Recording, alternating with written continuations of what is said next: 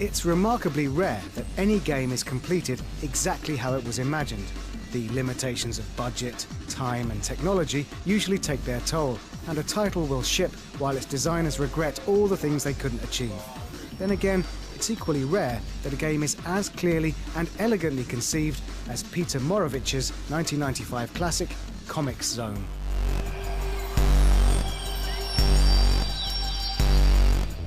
You play as Sketch Turner, an illustrator who finds himself sucked into his own comic book.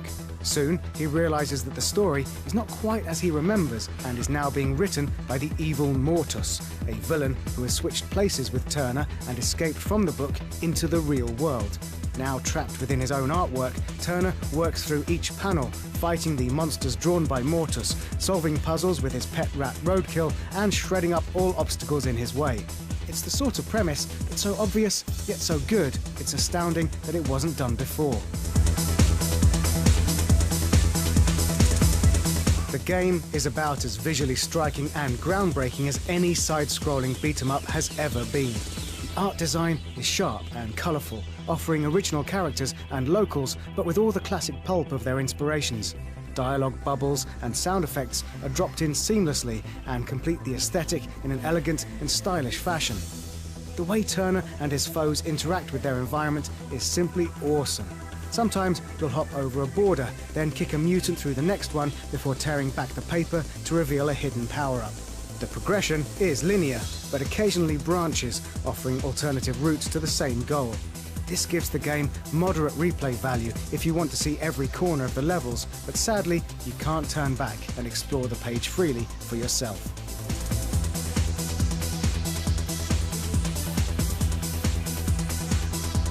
The borders of its pages may not contain Comix Zone, but sadly it can only go so far before it hits the technical borders of the aging Genesis. This is a short game, even by the standards of the era, and it's been made overly difficult to compensate.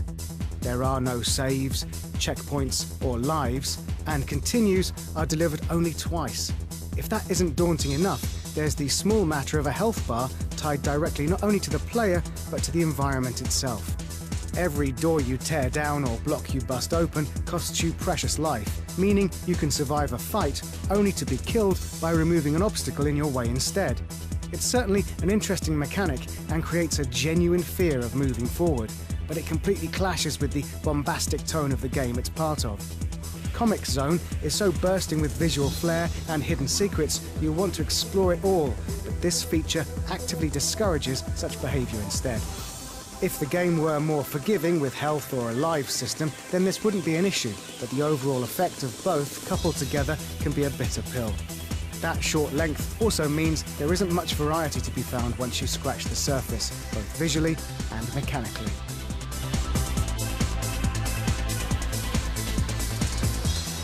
While everything that's here is excellent, we only wish that there was more, as the possibilities of this setting are almost endless. One of the best but underused elements of the visual presentation is the ever-present hand of Mortus, who reaches across to draw in new enemies. We wish he did other things, as the idea of an omnipresent antagonist with the power to alter reality to its whim could lead to inspiring sections of challenging level design. Alas, it never does, and as with all the mechanics and concepts at play, it never evolves beyond its basic function.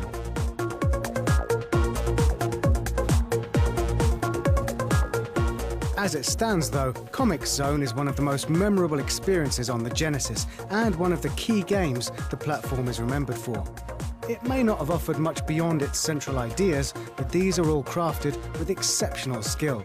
It's a rare example of a game with astonishing coherence of art and mechanics.